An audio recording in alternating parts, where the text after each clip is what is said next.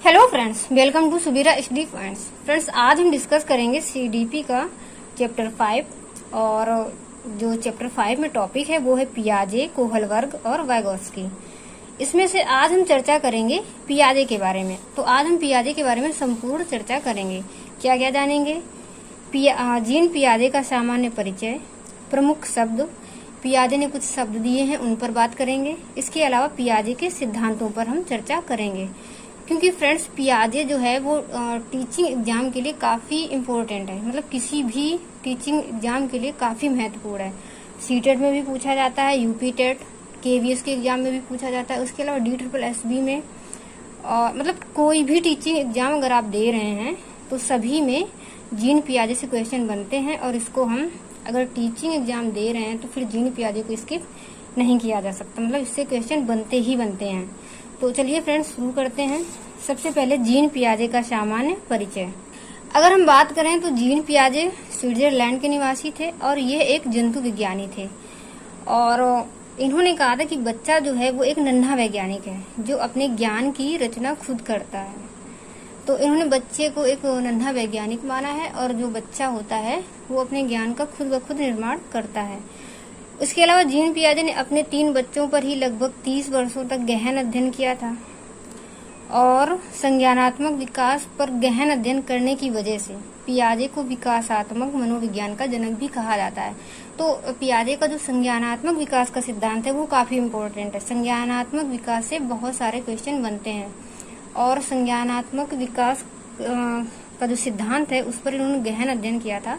इसी वजह से इन्हें विकासात्मक मनोविज्ञान का जनक भी कहा जाता है। इसके अलावा फ्रेंड्स इन्होंने बच्चे को नन्हा वैज्ञानिक इसलिए कहा है क्योंकि जब छोटे बच्चे होते हैं तो कई बार कुछ चीजों को वो देखते हैं। मतलब कोई चीज अगर टूटने लायक है और अगर बच्चे को मना करो कि बेटा उसको ऐसे फेंको नहीं तो वो टूट जाएगी, तो बच्चा आपकी बात नहीं मानता। वह खुद फेंक कर देखेगा, जब वो टूट जाएगी तब जाके उसको विश्वास होता है। तो मतलब वह खुद प्रयोग करता है और खुद ही ज्ञान की रचना करता है। इस तरीके से बच्चे को एक नन्हा वैज्ञानिक पियाजे ने कहा है।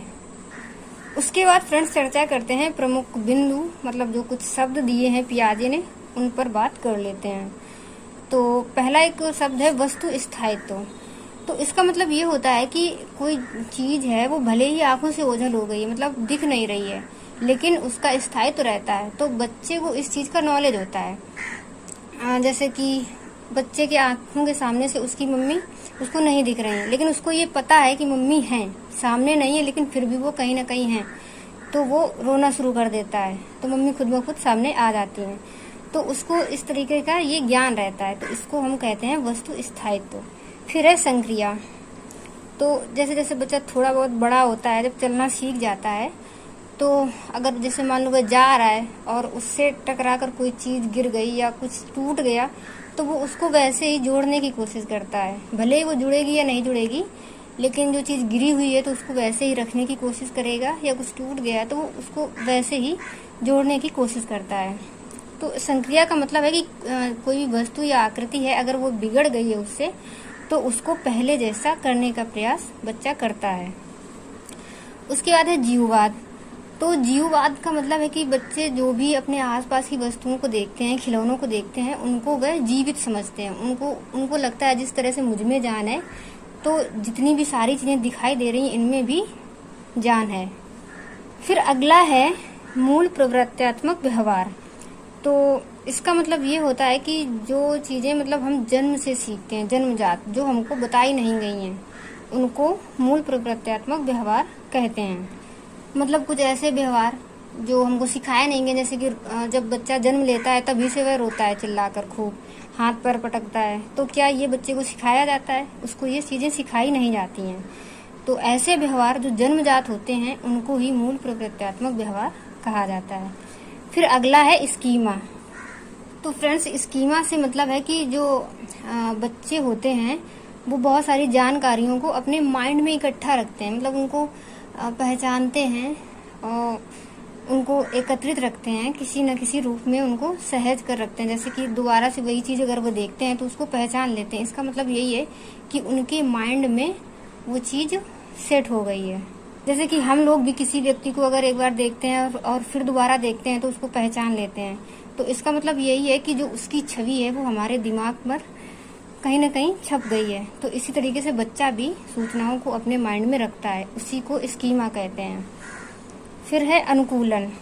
तो अनुकूलन को 2 पार्ट में डिवाइड किया गया, एक समावेशन और दूसरा समायोजन। तो फ्रेंड्स, अनुकूलन का जो मतलब होता है, मतलब जो कोई जानकारी हमको प्राप्त हुई है उसके अनुसार खुद को ढालना या जानकारी को अपने माइंड में इकट्ठा करना, उसके अकॉर्डिंग खुद को बदल लेना। और इनके दो पार्ट हैं, एक समावेशन और एक समायोजन। समावेशन को एसिमिलेशन और समायोजन को एकोमोडेशन कहते हैं। इसकी इंग्लिश भी याद रख लेना, क्योंकि जो समावेशन और समायोजन है इन हिंदी में कई सारे मतलब वर्डों में पूछ लिया जाता है तो कंफ्यूजन क्रिएट हो सकती है, लेकिन इंग्लिश में सिर्फ एसिमिलेशन और एकोमोडेशन ही है। और इससे जो क्वेश्चन है वो कम से कम 20-25 बार सीटेड में पूछा गया है, तो बहुत ज़्यादा क्वेश्चन पूछा जाता है इससे। इसलिए अगर मतलब कंफ्यूजन क्रिएट ना हो, इसलिए इसकी इंग्लिश भी अच्छे से याद रख लेंगे कि समावेशन को एसिमिलेशन और समायोजन को एकोमोडेशन कहते हैं। तो सबसे पहले समझते हैं कि समायोजन क्या होता है। तो जब कोई बच्चा मतलब किसी चीज में अंतर नहीं कर पाता, बिना अंतर के ही उस जानकारी को अपने अंदर समायोजित कर ले मतलब समावेशित कर लेता है, तो उसको हम समावेशन कहते हैं। जैसे उसने एक बिल्ली को देखा तो उसने इस तरीके से उसको पहचाना कि 4 पैर होते हैं वो बिल्ली होती है। तो फिर उसने कई तरीके की बिल्ली देखी, काली बिल्ली, सफ़ेद बिल्ली, इस तरीके से। तो उसने सब कहा कि ये भी बिल्ली, ये भी बिल्ली है। इस तरीके से उसने मतलब उसने अपने अंदर उसको इकट्ठा कर लिया, समावेशित कर लिया। फिर उसने एक कुत्ते को देखा तो वह बिल्ली और कुत्ता में डिफरेंस नहीं कर पाई, उसने कुत्ते को भी बिल्ली ही मान लिया और उसी ग्रुप में उसको समावेशित कर लिया। तो इसको हम समावेशन कहेंगे। और समायोजन का मतलब है कि जब जैसे उसने कुत्ते को देखा तो वह अंतर कर ले गई, उसको लगा कि नहीं ये बिल्ली से थोड़ा सा डिफरेंट है। तो फिर इस तरीके से जब वह अंतर कर ले और उसको बताया जाए कि हाँ ये कुत्ता है, और आवाज़ भी उसकी डिफरेंट होती है क्योंकि बिल्ली म्याऊं म्याऊं करती है और कुत्ता भौं भौं करता है। तो जब वह अंतर कर ले जाए फिर उस जानकारी को अपने अंदर समायोजित करे तो इसको समायोजन कहेंगे। मतलब कि अगर बच्चा अंतर नहीं कर पा रहा है, उसी रूप में उसको वही मान ले रहा जो उसको पहले से पता है, उसने कुछ अलग चीज भी देखी तब भी उसने उसको वही मान लिया, अंतर नहीं कर पाया, तो उसको हम समावेशन कहेंगे। और अगर अंतर कर ले गया फिर उसको समायोजित किया तो उसको समायोजन कहेंगे। अब फ्रेंड्स आगे बात करते हैं पियाजे के सिद्धांतों पर। तो पियाजे ने 3 सिद्धांत दिए हैं। एक है पहला भाषा एवं विचार का सिद्धांत, नैतिक विकास का सिद्धांत और संज्ञानात्मक विकास का सिद्धांत। इसमें से संज्ञानात्मक विकास का सिद्धांत काफी इम्पोर्टेंट है और जो क्वेश्चन बनते हैं सबसे ज्यादा इसी से बनते हैं। तो चलिए देखते हैं कि भाषा एवं विचार का सिद्धांत। तो उन्होंने भाषा को बताया है कि जो एक बच्चा होता है, जब छोटा बच्चा होता है तो उसके अंदर भाषा अहम केंद्रित भाषा होती है। और अहम केंद्रित भाषा का मतलब कि जब बच्चा शैशवावस्था में होता है, यह भाषा तब पाई जाती है। शैशवावस्था के दौरान अहम केंद्रित भाषा पाई जाती है और ये भाषा एक तरफा होती है। इसका मतलब ये है कि जो छोटा बच्चा होता है वह खुद से ही बातें करता है, वह दूसरों की बातों को ना तो सुनता है ना ही उतनी इम्पोर्टेंस देता है। वह खुद से ही बातें करता है, सामने जो होता है सामने वाले की बातों को इतना इम्पोर्टेंस नहीं देता है, ना ही सुनता है। उसके बाद सामाजिकृत भाषा। तो सामाजिकृत भाषा जब बालक शैशवावस्था से गुजर कर बाल्यावस्था में जाता है तब वह इन चीज़ों को समझने लगता है। उसको ये लगता है कि अगर मुझे बोलना अच्छा लगता है, मतलब मैं बोल रहा हूँ और मैं ये चाहता हूँ कि सामने वाला सुने, तो सामने वाला भी तो यही सोचेगा कि मैं बोलूँ ये सुने। तो इस तरीके से वह इन चीज़ों को समझने लगता है, तब जाके वह आपस में बातचीत करते हैं, वह मतलब दूसरों की भी बातों को सुनता है। तो जब बालक दूसरों की बातों को सुनेगा, समझेगा और अपनी बातों को मतलब उसकी भी बातों को कोई समझेगा, तो इस तरीके की भाषा एक सामाजिकृत भाषा हो जाएगी और ये 2 तरफा होगी। अब यहाँ पे एक तरफा भाषा नहीं है, यहाँ पे वह सामने वाले की भाषा को समझ रहा है और उससे बातचीत भी कर रहा है। तो जो सामाजिकृत भाषा होती है वो बाल्यावस्था से मतलब आगे तक फिर चलती जाती है। और इन्होंने ये भी कहा था कि विचार भाषा से पहले है। ये इनका एक कथन है कि विचार जो है वो भाषा से पहले आता है। और एक इनकी बुक है language and thought of a child, जिसमें इन्होंने भाषा एवं विचार का सिद्धांत दिया है। अगला है नैतिक विकास का सिद्धांत। इन्होंने नैतिक विकास के सिद्धांत की 3 अवस्थाएं बताई हैं। एक बताई है पूर्व नैतिक अवस्था, उसके बाद परायत्त या पराधीन या फिर विश्वांगी नैतिक अवस्था, जो कि 5 से 10 वर्ष होती है, और पूर्व नैतिक अवस्था 0 से 5 वर्ष। उसके बाद स्वायत्त स्वतंत्र परिस्थितिगत सापेक्ष नैतिकता, जो कि 10 वर्ष से ऊपर होती है। तो जो पूर्व नैतिक अवस्था होती है, इस टाइम बच्चे को किसी भी प्रकार की मतलब सही गलत की जानकारी नहीं होती, क्या सही है क्या गलत है, इस तरीके की मतलब उसमें एक तरीके से देखा जाए तो कोई नैतिकता ही नहीं होती है, उसको नहीं पता होता। तो इसको हम कहेंगे पूर्व नैतिक अवस्था, जो कि 0 से 5 वर्ष तक चलती है। उसके बाद जो अगली अवस्था है परायत्त नैतिक अवस्था, इस अवस्था में क्या होता है कि जैसे जैसे थोड़ा सा बड़ा होता है 5 वर्ष के बाद, तो घर में उसको बताया जाता है क्या सही है क्या गलत है, मतलब किसी जीव को मारना पाप है, इस तरीके की बातें बताई जाती हैं। चोरी करना पाप है, झूठ बोलना पाप है। तो बच्चा क्या समझता है कि नैतिकता जो है वो निश्चित है और इस नैतिकता को बदला नहीं जा सकता, मतलब जो हमसे कहा गया है वही सही है, वही नैतिकता है, उसी को वह नैतिकता मान लेता है।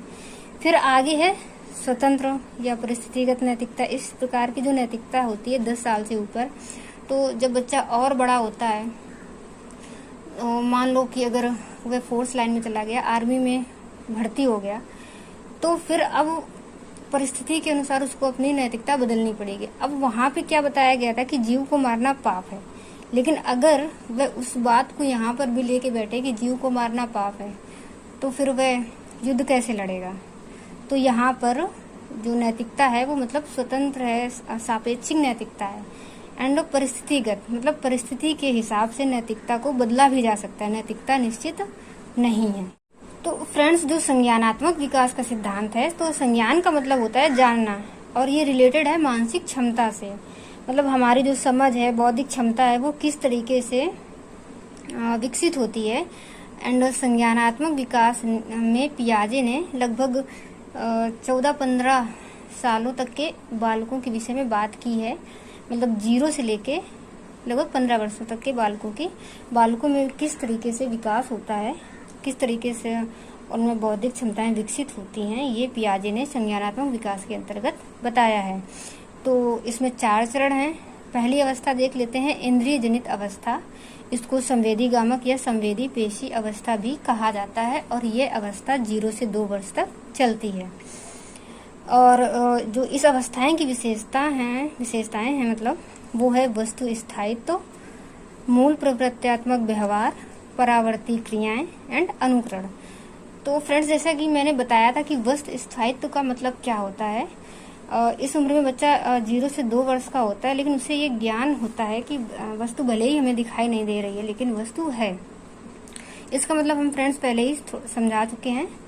तो वस्तु स्थायित्व, बस इसको इतना याद रखेंगे कि वस्तु स्थायित्व इंद्रिय जनित अवस्था में पाया जाता है। इस अवस्था में जो बच्चा है वो मूल प्रवृत्त्यात्मक व्यवहार करता है, क्योंकि 0 से 2 वर्ष का जो बच्चा है वो उसको मतलब इतना ज्यादा किस तरीके का व्यवहार करेगा, वो मूल प्रवृत्त्यात्मक ही व्यवहार करेगा जो उसके जन्मजात व्यवहार हैं। मतलब अभी बच्चा इतना ज्यादा बड़ा भी नहीं है कि वो लोगों से बातचीत कर सके या किसी और भी तरीके का व्यवहार कर सके, तो वह इसलिए जन्मजात व्यवहार ही करता है। फिर है परावर्ती क्रियाएं। तो परावर्ती क्रियाओं का मतलब है कि बच्चा एक बार जो सीख लेता है उन्हीं क्रियाओं को दोहराता है। जैसे छोटे बच्चों को आपने देखा होगा कि क्योंकि उनको खाना जैसे वो सीख जाते हैं, तो उस दौरान क्या करते हैं कि वो कोई भी चीज पाते हैं तो उसको मुंह में ही डाल लेते हैं। जैसे अगर उनको सिक्का वगैरह दे दो तो उसको भी मुंह में ले जाएंगे, या यहाँ तक कि अगर कीड़ा मकोड़ा भी देखते हैं तो उसको भी उठा के खाने की ही कोशिश करते हैं, क्योंकि उन्हें खाने की क्रिया का ज्ञान हो चुका है। तो जो भी काम वे सीख जाते हैं उसी को बार बार दोहराते हैं।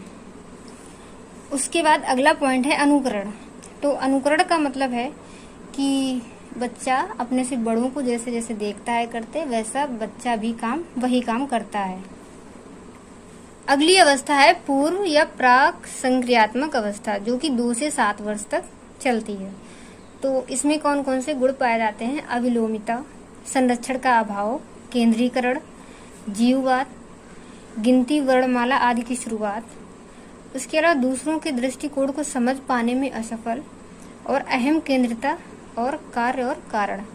तो जो बच्चा होता है, जब लगभग 2 से 7 वर्ष के बीच का बालक होता है, तो उसमें अविलोमिता पाई जाती है। अविलोमिता का मतलब होता है कि बच्चों को अगर कोई चीज़ बताई जाए तो वो रिवर्स नहीं जा पाते।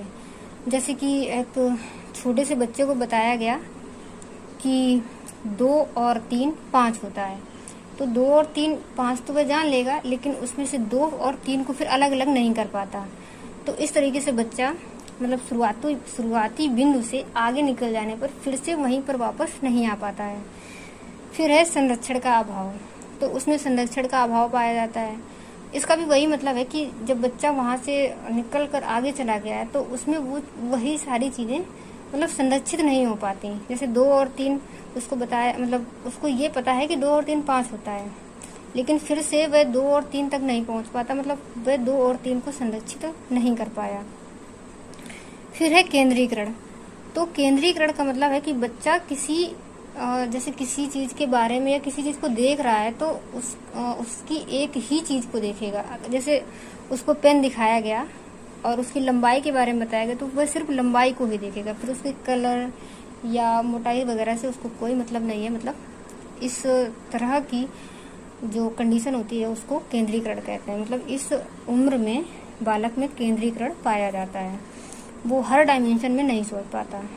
फिर है जीववाद, तो जीववाद का वही मतलब है कि बच्चा सोचता है जिस तरीके से मैं जीवित हूँ, मुझ में जान है, उसी तरीके से जो आसपास की वस्तुएं हैं उन सब में जान है। फिर है गिनती वर्णमाला आदि की शुरुआत, तो 2 से 7 वर्ष का जो बालक होता है तो उसको गिनती वगैरह और वर्णमाला इन सभी चीज़ों का ज्ञान हो जाता है। इसके अलावा क्रम की भी शुरुआत धीरे धीरे होने लगती है और दूसरों के दृष्टिकोण को समझ पाने में असफल रहता है। मतलब इतनी समझ नहीं होती कि वह दूसरों के दृष्टिकोण को समझ पाए। उसको ये लगता है कि जैसा मैं सोचता हूँ सामने वाला भी वैसे ही सोचता है, या फिर जो चीज मुझे पसंद है सामने वाले को भी वही पसंद है। तो इस तरीके से वह दूसरे के दृष्टिकोण को समझ नहीं पाता। फिर है अहम केंद्रितता, तो अहम केंद्रितता का वही मतलब है कि दूसरे के दृष्टिकोण को ना समझ पाना। एंड कार्य और कारण, लेकिन इस उम्र में थोड़ा बहुत बच्चा ये जानने लगता है, कार्य और कारण के बारे में उसको जानकारी हो जाती है। जैसे धूप में कपड़ा सूखता है तो उसको ये पता हो जाता है कि धूप के कारण कपड़ा सूखा। इस तरीके से थोड़े बहुत कार्य और कारण को वह समझने लगता है। फिर अगली अवस्था है मूर्त या ठोस संक्रियात्मक अवस्था, जो कि चलती है 7 से 11 वर्ष, और इसमें विलोमिता। तो अविलोमिता का उल्टा विलोमिता, इसमें क्या होता है बच्चा रिवर्स जा सकता है। और संरक्षण, इस उम्र में बच्चे में संरक्षण पाया जाता है, मतलब वह चीजों को संरक्षित कर सकता है।